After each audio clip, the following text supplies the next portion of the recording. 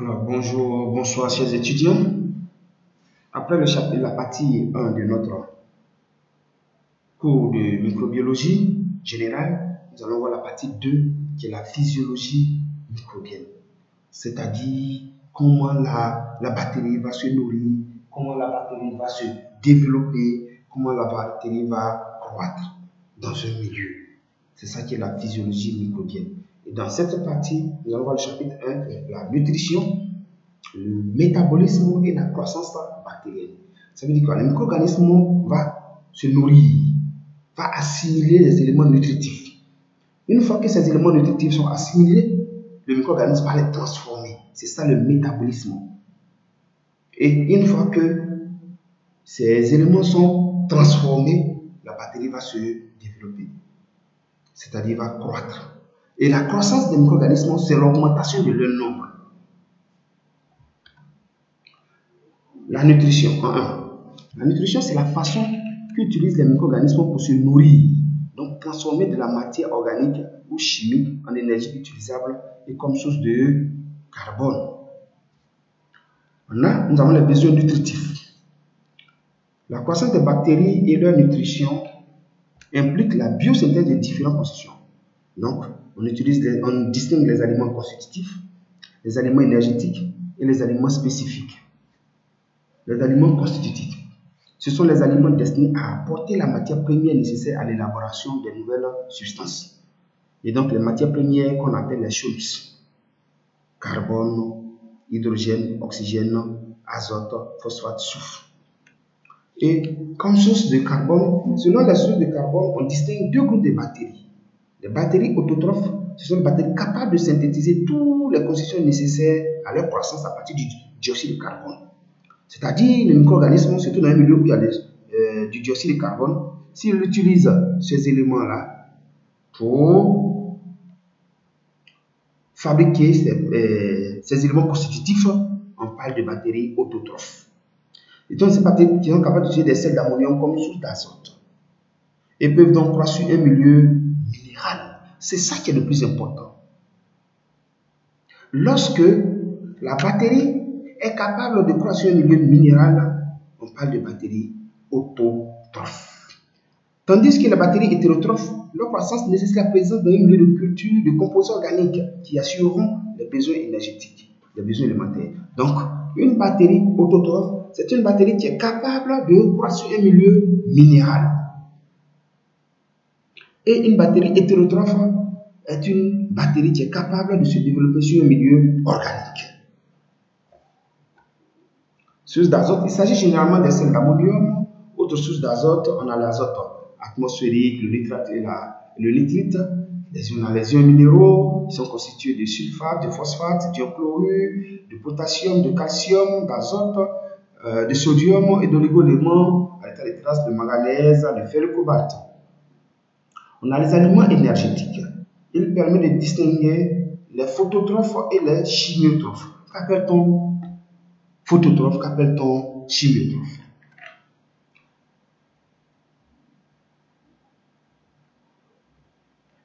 Alors, les bactéries phototrophes, ces bactéries tirent leur énergie de la lumière. Aucune d'elles n'est pathogène pour l'homme. Alors, vous jetez une peau de banane sur la route. La lumière frappe, il y a des bactéries qui sont capables d'aller tirer leur énergie là, leur énergie en utilisant la lumière naturelle. Donc, on appelle ça les phototrophes. Il y a photo dedans. Donc, trophes qui vivent dans un milieu où il y a la lumière. Les bactéries chimiotrophes, ce sont les bactéries qui vont décomposer les éléments chimiques avant d'avoir leur énergie. Selon la lumière du composé chimique obtenu en vue de la production d'énergie, on distingue deux groupes. Et donc, les bactéries chimiolithotrophes, pour lesquelles le composé chimique est minéral, les bactéries chimio-organotrophes, pour lesquelles le composé chimique est organique. Et les bactéries paratrophes, ce sont les bactéries qui tirent l'énergie par une cellule parentée. D'accord? C'est-à-dire, il faut que ces cellules et ces bactéries se retrouvent à l'intérieur d'une cellule et c'est cette cellule-là qui va leur fournir de l'énergie. C'est le cas de Rikensky qui ne se développe à l'intérieur qu'une cellule vivante. On a les aliments spécifiques. Les souches bactériennes isolées dans la nature sont dites sauvages, capables de se développer avec des aliments simples. Ce sont les bactéries prototrophes. Donc, une bactérie prototrophe, c'est une bactérie qui est capable d'utiliser un aliment simple. Certaines bactéries, par contre, sont incapables de se développer sur un milieu simple. Ces bactéries ont besoin pour leur croissance d'un ou plusieurs composés organiques complexes appelés facteurs de croissance. Il s'agit entre autres de vitamines, des bases uriques et pyridiques, d'acides aminés, dont elles sont incapables d'assurer la synthèse. Alors, qu'appelle-t-on facteur de croissance? Facteur de croissance, c'est un élément indispensable à la vie de la bactérie. Et elle est incapable de synthétiser et donc on doit lui apporter dans son milieu de croissance. Un exemple, E. coli. Cette bactérie se développe sur un milieu simple sans nicotinamide, puisqu'elle est capable de synthétiser à partir des éléments simples du milieu. Proteus vulgaris. Cette bactérie ne poussera pas dans un milieu ne contenant pas de nicotinamide. Par contre, lorsqu'on y ajoute du nicotinamide ou un produit de coli, cette bactérie se développe. Donc, l'élément appelé nicotinamide est un facteur de croissance pour Proteus vulgaris. Les milieux de culture. Puisque pour pouvoir se métaboliser, pour pouvoir faire le métabolisme, la bactérie doit se retrouver dans un milieu de culture. Un milieu de culture est un milieu solide ou liquide qui permet l'étude d'un microbe ou d'un micro-organisme en dehors de son milieu naturel. Cette définition, il faut retenir. Un milieu destiné à la croissance des bactéries doit contenir des aliments énergétiques, des matériaux de synthèse ou aliments constitutifs. Et pour les bactéries exigeantes, des aliments spécifiques qu'on appelle facteurs de croissance. Donc, un milieu doit contenir des aliments énergétiques et des matériaux de synthèse qu'on appelle aliments constitutifs pour les bactéries qui vivent dans un milieu simple. Mais lorsque la bactérie est exigeante, c'est-à-dire elle ne pousse pas sur un milieu simple, il faut en plus de l'aliment énergétique, de l'aliment constitutif, apporter des facteurs de croissance. Un tel milieu est appelé un milieu complexe ou milieu nutritif. Et quand on parle de milieu, il y a deux types de milieux. Il y a un milieu liquide ou il y a un milieu solide. Lorsque le milieu est liquide, on parle de bouillon nutritif. Lorsque le milieu est solide, on parle de gélose nutritive. La gélose nutritive est obtenue par addition d'agar-agar. Et donc, vous allez voir ce qui suit. Comment on fait pour obtenir une gélose? Regardez bien le bouillon nutritif qui est un milieu liquide. On a macération de viande, 1000 ml, du pectone bactériologie, 10 g, du NaCl, 3 g. C'est la même constitution pour la gélose nutritive. Par contre, il faut ajouter du agar-agar. Lorsqu'on ajoute du agar-agar, alors le milieu va devenir solide. Donc, la différence entre un milieu liquide et un milieu solide, c'est la présence du agar-agar. Le métabolisme bactérien. Alors, on va définir le métabolisme. Le métabolisme est défini comme l'ensemble des réactions biochimiques assurant l'élaboration des substances cellulaires, leur agencement et leur fonctionnement. Donc, tout ce que la cellule bactérienne va pouvoir transformer pour qu'elle soit en vie est appelé métabolisme. On note deux types de réactions métaboliques. Les réactions cataboliques ou dégradation qui vont permettre de fournir de l'énergie et les réactions anaboliques qui vont permettre de synthétiser la constitution cellulaire. Donc, on va disperser les deux parties. On va voir d'abord les réactions cataboliques. Elles se feront en deux étapes. D'abord, la pénétration du substrat dans la bactérie sous l'influence d'un certain nombre d'enzymes qui seront excrétées, qu'on appelle exoenzymes, qui vont transformer les protéines en acides aminés, les lipides en acides gras. Donc, lorsque la bactérie est dans un milieu, il faut que la bactérie décompose les éléments nutritifs qui sont dans le milieu. Si ces éléments nutritifs sont des protéines, la bactérie va les découper en acides aminés. S'ils sont des lipides, elle va les découper en acides gras. S'ils sont des sucres, elle va les découper en sucre simple. Et si les triolosides, les polyolosides vont être décomposés en éléments simples. Et l'attaque du sucre se fait par deux voies. La voie oxydative, qui est une voie extrêmement énergétique, et la voie fermentative, qui est une voie qui est très faible en dépenses énergétiques.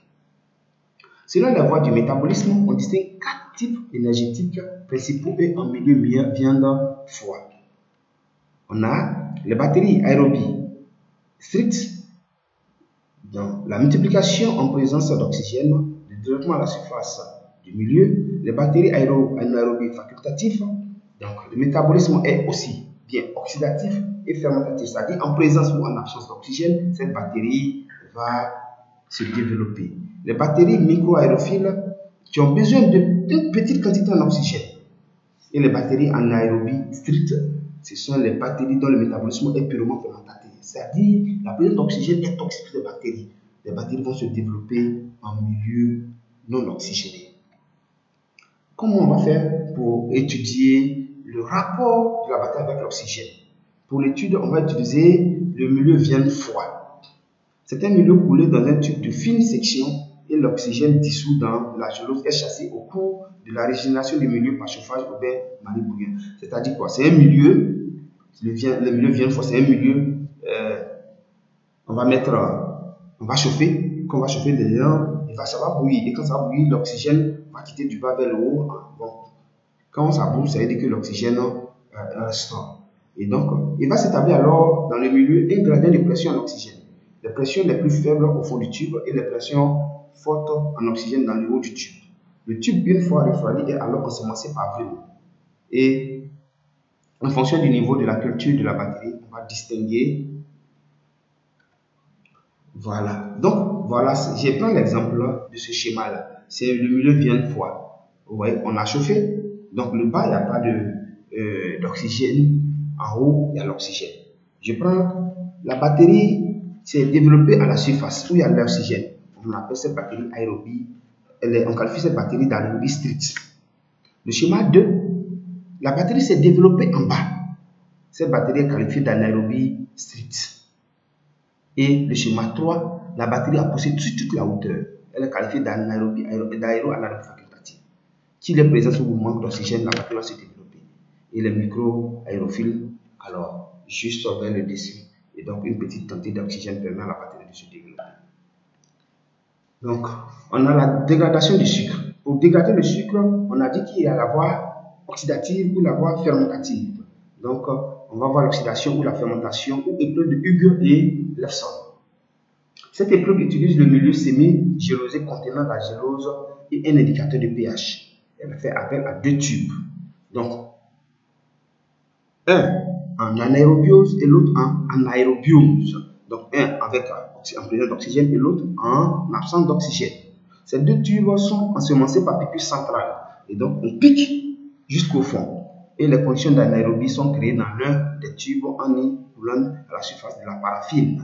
Ça veut dire quoi? Je prends le milieu mévague, qui est le milieu des tubes de la voie d'attaque du glucose, que je mets dans deux tubes. Donc, je prends deux tubes à essai. Je mets le milieu mévague dans un tube et l'autre tube, dans les deux tubes, je veux dire. Dans un tube, quand je finis d'ensemencer, il y a un, je ferme. L'autre, je ne ferme pas. Où j'ai fermé là, j'ai dit j'ai créé l'anaérobiose. Et s'il y a l'anaérobiose, ce sont les bactéries qui font la dégradation du sucre par fermentation qui vont se développer là-bas. L'autre que je n'ai pas fermé, il y a de l'oxygène. Ce sont les bactéries qui utilisent l'oxygène pour faire la dégradation du sucre qui vont se développer à ce niveau. Les bactéries fermentaires vont pousser dans le tube fermé et on observe un virage. Le virage dans le tube fermé est dû à la formation du pyruvate, tandis que dans le tube ouvert, on a la formation du CO2. Dans le cas d'une batterie aéro-anaérobe facultative, on va observer le virage dans les deux tubes. Donc, la batterie, lors de la dégradation, si la batterie utilise de l'oxygène, c'est qu'il y a un élément à l'intérieur de la batterie qui permet d'utiliser l'oxygène, qu'on appelle l'oxydase. Donc, elle a pour but de mettre en évidence la présence du cytochrome oxydase chez la batterie. Et en principe, en solution aqueuse, le diméthylparaphénylène diamine est coloré en rose très pâle sous forme réduite. Sous l'action du cytochrome oxydase, il est oxydé et coloré en rose framboise ou violet. En pratique, il s'agit de faire quoi? On dispose sur un disque de papier buvant imprégné du diméthylparaphénylène diamine des bactéries présentes sur le milieu gélosé. Alors, on va faire la recherche d'oxydase. C'est-à-dire quoi? Je prends du papier, il y a un papier qu'on appelle disque d'oxydase. Je prends un disque d'oxydase. Je dépose sur une lame. Je vais prélever la colonie. Je viens toucher le disque d'oxydase. Si la coloration violette, les bactéries sont oxydase plus. C'est l'exemple de Pseudomonas et de Vibrio.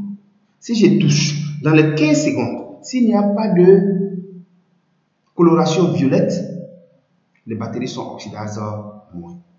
C'est l'exemple de Enterobactéries et de Staphylococcus. La catalase aussi. La catalase, qui est un élément qui fait partie de la chaîne respiratoire, est une enzyme du système respiratoire qui est présente chez les bactéries à métabolisme oxydatif, c'est-à-dire les bactéries qui ont besoin d'oxygène. Et donc la bactérie va décomposer l'eau oxygénée en eau plus de l'oxygène. L'eau oxygénée est toxique pour l'être humain, donc on ne doit pas l'utiliser, mais les bactéries peuvent, quant à elles, décomposer. La technique, on émulsionne une colonie bactérienne dans une goutte d'eau oxygénée à 10 volumes, déposée sur une lame de verre. Si la bactérie possède une catalase, on observe un dégagement de bulles.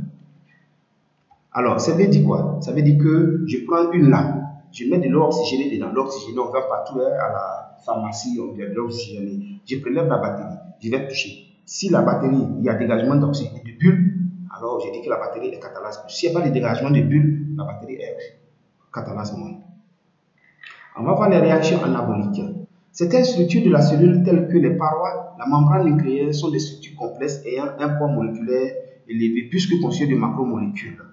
Donc, ces macromolécules sont constituées de polymères formés de sous-unités de monomères. Alors, ces éléments vont intervenir dans l'anabolisme. C'est quoi? C'est l'agencement. Comment le micro-organisme va utiliser ces éléments pour renforcer sa paroi. C'est ce que ça veut dire ici. Donc, en grande la croissance bactérienne que nous allons voir prochainement.